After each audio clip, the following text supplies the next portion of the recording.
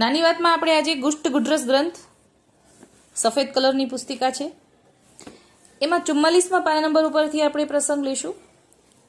સવાલ જવાબ કૃષ્ણદાસ ભટ્ટ, વિનોદરાય અને બિહારીદાસ, આ ત્રણ વચ્ચેના ભગવદ્ વાર્તા ચાલી રહી છે, એ આપણે લઈશું. બિહારીદાસને મનમાં પ્રશ્ન થાય છે અને કૃષ્ણદાસ જવાબ આપે છે. હવે જૂઠણનું મહાત્મય સમજાવવા માટે પહેલેથી અગાઉથી વાત ચાલતી આવે છે, અગાઉના પાનેથી. એટલે જૂઠણના મહાત્મય વિશે જવાબ આપે છે કૃષ્ણદાસજી કે જૂઠણનું મહાત્મય તો જાણવું ઘણું કઠણ છે અને રહેવું પણ કઠણ છે. તો તે કેમ? તેવું કેમ? એટલે કે ભગવદીનું જૂઠણ મળે તો સત્વર પ્રાપ્તિ થાય. ભૂપેન્દ્રજીના વચનામૃતના અનુસંધાને અહીંયા ભગવદ વાર્તા કરી રહ્યા છે. હવે એની આગળ એમ કે છે કે જૂઠણનું મહાત્મય તો જાણવું ઘણું કઠણ છે. ત્યારે કહ્યું કેમ? ત્યારે કહ્યું કે જીવને સમજાય તો સુલભ, સુલભ થતા વાર નથી. સૂક્ષ્મ વસ્તુ છે તે ખરી અને ઝીણી દ્રષ્ટિ વિના સૂઝે પણ નહીં. વાત તો એવી છે. એટલે કે જ્યારે આપણે કોઈ મહાપ્રસાદ લઈ રહ્યા છીએ, અત્યારે જૂઠણ કહેતા મોટા પ્રમાણમાં સમજીએ તો પહેલી પંગત પછી બીજી પંગત પર બેસીએ એટલે વૈષ્ણવનું જૂઠણ જ સમજવાનું, એ મહાપ્રસાદ સમજવાનું. કેમ કે અગાઉ પહેલી પંગત લઈ ચૂકી છે, પછી પાછળનું જે વધે છે મહાપ્રસાદ. હવે વધારે સૂક્ષ્મ સમજીએ તો કોઈ પણ ભગવદીનું જૂઠણ લેવાનો ભાવ થયો, જેના પર આપણને ભર છે, જેના ઉપર આપણને વિશ્વાસ છે, એ ભગવદી પાસેથી આપણે જૂઠણ માગી અને એ કૃપા કરીને સામેથી આપે તો એ પણ જૂઠણ કહેવાય. તો એ એકદમ સૂક્ષ્મ મહત્વ વાળું છે. એ અહીંયા સમજાવે છે કે આ તો સૂક્ષ્મ વસ્તુ છે પણ ખૂબ ઝીણી દ્રષ્ટિ વિના સૂજે નહીં. વાત એવી છે જે હસ્તી ઉપર બેસીને રજમાંથી મોતી ગોતવા જેવી વાત છે. એટલે કે ભાવ વગર બહુ સૂક્ષ્મ ભાવ છે, આમાં બહુ સૂક્ષ્મ વસ્તુ છે પણ બહુ ઊંડું છે. કે હાથી ઉપર બેઠા હોય અને છેક ઉપરથી નીચે રજની અંદર મોતી ગોતવા જેવી વાત છે. ઉપર બેઠા બેઠા આપણને રજમાંથી મોતી દેખાઈ જાય છે કે કેમ, એટલી સૂક્ષ્મ વસ્તુ છે. પણ દ્રષ્ટિબળ હોય તો જરૂર પ્રાપ્ત કરે. એટલે ભગવદીનું જૂઠણનું ભાવ જે છે એ ભાવ હોય ને તો જ ભાવથી આપણે એને લઈ શકીએ અને ફળ મળે. તેમ હૈયાની આંખનું બળ જ ન હોય તો વસ્તુ પાસે પડી હોય તોય ન સૂજે. એમાં દોષ કોનો? વસ્તુનો કે દ્રષ્ટિનો? એટલે કે ભગવદીનું જૂઠણ આપણે લેવાનો ભાવ થયો હોય અને એ જૂઠણથી આપણું સુકૃત વધશે અને આપણા ભાવમાં વધારો થશે, એવા ભાવથી જો આપણે લઈ રહ્યા છીએ તો જ એ કામનું. બાકી સાથે સાથે ભગવદીની સાથે રહેતા હોઈએ, સંગ કર્યો હોય અને સંગને સત્ય ન માનીએ તો પાસે જ ભગવદી હોય પણ કંઈ ન પ્રાપ્તિ થાય. એટલે સમજાવે છે કે વસ્તુ પાસે પડી હોય ને ન સૂજે તો દોષ કોનો? વસ્તુનો કે દ્રષ્ટિનો? તો દ્રષ્ટિનો દોષ. હવે આગળ સમજાવે છે કે જગતનું જૂઠણ બધા ખાય છે. જગતનું જૂઠણ એટલે કે આપણે લારી ગલ્લામાં, બાર, હોટલમાં, રેસ્ટોરન્ટમાં ખાઈએ એ જગતનું જૂઠણ કહેવાય. એ આપણા ઠાકોરજીનું તો આરોગ્ય નથી અને બાર બધું ગમે તે રીતે બને છે તો એ જગતનું જૂઠણ જ કહેવાય. તેમાં તેને જરા પણ સંકોચ થતો નથી. કારણ પેટ ભરવાના અર્થે. પેટ ભરવાના અર્થે પેટ તો સર્વ પ્રાણી માત્ર ભરે છે, છતાં જીવને એક વિશ્વાસ શ્રીજી ઉપરનો નથી. એટલે જીવ જગતનું જૂઠણ કેમ લે છે? તો કે છે કે પેટ ભરવાને અર્થે લે છે, કેમ કે ઠાકોરજી ઉપર વિશ્વાસ નથી. હવે આપણે બારગામ ક્યાંય ગયા છે, અગર આપણે વિચાર પણ કરીએ કે આપણે એવી ટેક લઈએ કે ઠાકોરજીને ધર્યા વગરની વસ્તુ અથવા તો બહારના ખાનપાનની વસ્તુ, ઘરની જ બનાવેલી વસ્તુ, ધરવાની વાત તો પછી, પણ ઘરની જ બનાવેલી વસ્તુ આપણે લઈએ અને બહાર અચાનક આપણે ગયા હોઈએ તો એવી ટેક કેમ લેવી કે બહારનું આપણે ખાનપાન બંધ કરીએ તો અચાનક લેવાની વસ્તુ આપણે લઈને ન ગયા હોય તો બહારનું ખાવું પડે, એવું ભાવ આવી જાય ને.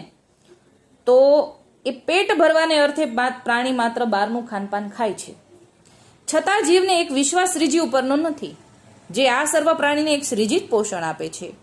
તો તે પોતાના જે છે અને પોતાના થઈને જે રહ્યા છે એમાં શું શ્રીજી ન્યૂનતા રાખશે? એટલે અહીંયા એમ સમજાવે છે કે ટેક લેવા વિશે ડરવું નહીં. ટેક આપણે ઠાકોરજીની આજ્ઞા મુજબ જીવવા માટે લઈએ છીએ તો એના માટે પણ ઠાકોરજી જ વ્યવસ્થા કરી આપે છે. જેણે જેણે ટેક લીધી છે એ બધાની ટેક નિભાવવાવાળા ઠાકોરજી જ છે. ટેક લેવાવાળાનું સામર્થ્ય નથી, ટેક ઠાકોરજી લેવડાવે છે અને નિભાવવાવાળા પણ ઠાકોરજી છે. આમાં એમ સમજાવે છે કે કોઈ પણ બહારનું ખાનપાન ન કરવાની સમજો કે ટેક લીધી હોય તો એની વ્યવસ્થા પણ ઠાકોરજી કરે જ છે. રસ્તામાં કોઈક એવી વસ્તુ થઈ જાય કે પાણી ખૂટી ગયું હોય ને નાળિયેર પાણીવાળા ક્યાંક મળી જાય તો એ તો લઈ શકાય. તો આવી રીતે કાંઈક ને કાંઈક તો ઠાકોરજી આપણા માટે વ્યવસ્થા કરે જ છે. તો શું ઠાકોરજી નહીં કરે? એમ સમજાવે છે કે કરશે જ, માત્ર વિશ્વાસ પર રાખવો, ઠાકોરજી ઉપર વિશ્વાસ રાખવો જોઈએ. ત્યારે મેં પૂછ્યું કહેતા કે બિહારીદાસ પૂછે છે કે પેટ ભરવાના અર્થે કહ્યું તો કેમ પેટ તો સર્વને ભરવું પડે? તો રાજ, આપની ગૂઢવાણી સમજાવો. એટલે કે પેટ તો બધાય પ્રાણીઓએ ભરવું જ પડે. વિનોદરાય બોલે છે પેટ ભરવાના અર્થે તે કેમ ન સમજ્યા? બિહારીદાસ, તમે તો બધી વાતમાં કુશળ છો. પેટ ભરવાના અર્થે છે જે પ્રથમ તો એ વાતમાં સર્વ જગતના જીવ ભૂલવણીમાં પડ્યા છે. જે કાંઈ પણ પદાર્થ વસ્તુ ભગવત ભોગ્ય કરતા નથી, એટલે કે ઠાકોરજીને ધરતા નથી ને સીધું ખાઈ લે છે, તે પેટ ભરવાને અર્થે જ થયું ને, નહીં તો બીજું શું? એટલે કે સીધી વસ્તુ, કોઈ પણ વસ્તુ છે આપણે ઘરે બનાવી છે એ આપણે ઠાકોરજીને ધર્યા વગર કે મનથી સમર્પણ કર્યા વગર કે પ્રસાદ પધરાવ્યા વગર કે ચરણામૃત લીધા વગર કે પ્રસાદ વગર આપણે સીધું મુખમાં મૂકી દઈએ છીએ તો એ પેટ ભરવાને અર્થે જ છે ને. તે પણ પેટ બીજાના ભયથી ભરે છે કે આ હું નહીં કરું તો મારું પોષણ કે વ્યવહાર કેમ ચાલશે? તે જગતનું અજીઠું લોક વ્યવહારે, તે નિષેધ કર્મનું કોઈ નિમિત્તનું અન્ન, તે પણ જગતનું અજીઠું જ કહેવાય. એટલે હવે બીજો પક્ષ, બીજી બાજુ એમ સમજાવે છે કે ઘણીવાર જીવને પરાણે બાર નાતી જાતિમાં લોક વ્યવહારે ખાવું પડતું હોય, કોઈ કર્મ નિમિત્ત, નિષિદ્ધ કર્મ નિમિત્તનું ખાવું પડતું હોય, અન્ન ખાવું પડતું હોય, એટલે કે દાડાનું ખાવું પડતું હોય, એવું ખાવું પડતું હોય તો એ જગતનું અજીઠું જ કહેવાય છે. એટલે કે લોક વ્યવહાર ખાનપાનનું કરવું, દાડો વગેરેનું ભોજન કરવું તેના વિશે છે. કૌંસમાં લખ્યું છે બિહારીદાસ, ભગવત ભોગ્ય વગરની જેટલી વસ્તુ પદાર્થ છે તે બધું બીજાનું અજીઠું જ કહેવાય. એટલે જે ઠાકોરજીને નથી ધરાયું એ બીજાનું અજીઠું જ કહેવાય. તે ખાય તો દુર્બુદ્ધિ ઉપજે, ત્યાં સુધી જીવનું સ્વરૂપ શુદ્ધ થાય નહીં. એટલે જ્યાં સુધી આપણે ઠાકોરજીને ધર્યા વગરનું લઈ રહ્યા છીએ અને બહારનું ખાનપાન ચાલુ છે ત્યાં સુધી આપણી બુદ્ધિ શુદ્ધ થતી, આપણું સ્વરૂપ શુદ્ધ થતું નથી. કેમ કે અન્ન દ્વારા આપણું પોષણ થાય છે અને અન્ન દ્વારા આપણું મન એવું હોય છે. પાણી એવી વાણી, અન્ન એવું મન. જીવનું સ્વરૂપ શુદ્ધ ન થાય ત્યાં સુધી દાસ ધર્મ આવે નહીં. હવે અહીંયા અન્નની સાથે સાથે આપણા વિચારો અને આપણા ધર્મની અંદર પણ પરિવર્તન આવે એવી વિશે વાત સમજાવી રહ્યા છે કે જ્યાં સુધી ઠાકોરજીનું ધરેલું આપણે નથી લેતા ત્યાં સુધી દાસ ભાવ આવે નહીં. જૂઠણના પ્રતાપ બળ વડે જીવમાં દૈવી અંશની વૃદ્ધિ થાય છે. એટલે કે જ્યારે ઠાકોરજીનું ધરેલું પ્રસાદી અને પછી એ ધરેલું અગર ભગવદીએ લેવડાવીને આપણે લઈએ છીએ તો એ મહાપ્રસાદી, એના દ્વારા જો આપણે જીવન નિર્વાહ શરૂ કરીએ તો એનાથી આપણી અંદરના દૈવી અંશની વૃદ્ધિ થાય. જ્યારે જગતના અજીઠાથી જીવનું દૈવીપણું સર્વથા નાશ પામે. એટલે થોડું પણ અગર દૈવીપણું હોય તો પણ અગર એ બહારનું ખાનપાન દ્વારા નાશ પામશે. અન્નદોષને કારણે કોઈક સાત્વિક કર્મનું ફળ મળતું નથી. જો કઈ સાત્વિક કર્મ કર્યા હોય, કર્મનું ફળ પણ જોઈતું હોય ને, તો એમાં પણ અન્નદોષને કારણે કર્મનું ફળ લાગતું નથી. આપણે પુષ્ટિ માર્ગમાં તો કર્મનું ફળ વાળો વિષય જ નથી, પણ અહીંયા ઉદાહરણ તરીકે આપે છે કે મર્યાદા માર્ગની એવી રીત છે કે મર્યાદા માર્ગમાં સાત્વિક કર્મના ફળ માટે પણ વ્રત કરવાનું કહે છે. એટલે કે ઘણીવાર વ્રત મર્યાદા માર્ગમાં તો 11 ને બધું હોય ને, તો એ કેમ કહે છે? કેમ કે ત્યારે સાત્વિક ભોજન બધા ખાય, એના કારણે વિચારો પણ સાત્વિક આવે અને એના કારણે સાત્વિક કર્મનું ફળ મળે, જેથી અન્નદોષ ન લાગે. તો આ તો ભગવદ માર્ગ છે, તેમાં અન્નદોષ તો મુખ્ય છે. જ્યાં સુધી અન્નદોષ મટે નહીં ત્યાં સુધી મર્યાદા માર્ગે જો ફળ મળતું નથી તો આ તો પુષ્ટિ માર્ગ છે.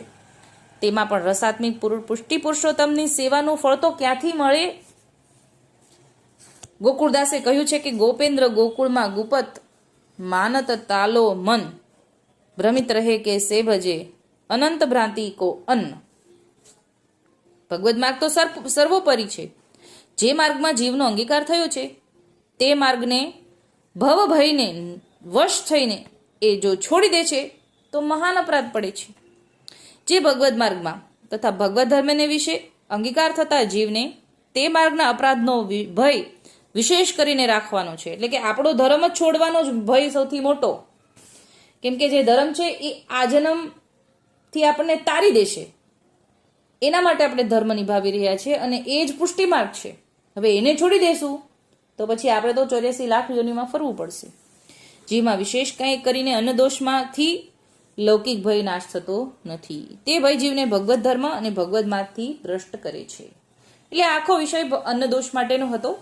અન્નદોષ નિવૃત્ત કરવા માટે આપણે ચરણામૃત લેવાનું ટેક રાખી શકીએ કે જ્યારે આપણે જે કાંઈ પણ અન્ન લઈ રહ્યા છીએ અત્યારે હાલની તકમાં, અત્યારે આજની તારીખ સુધી પણ આપણે ખાવામાં કંઈ ફેરફાર ભલે નથી કરવો, પણ ચરણામૃત લઈને જે કાંઈ પણ ખાઈ રહ્યા છે, ભલે બહારનું ખાનપાન છે, તાત્કાલિક બંધ કશું નથી થતું, પણ ચરણામૃત લઈને જે કાંઈ પણ ખાય છે, ચરણામૃત લઈને ખાઈશ તો એ ચરણામૃત દ્વારા ધીરે ધીરે અન્નદોષની નિવૃત્તિ થશે અને આપણી અંદર ધીરે ધીરે વિચારોમાં પણ પરિવર્તન આવશે અને એ ચરણામૃત જ બધી જગ્યાએ આપણા અન્નદોષથી ઠાકોરજીને સમર્પિત સુધી આપણને ફેરફાર કરાવશે.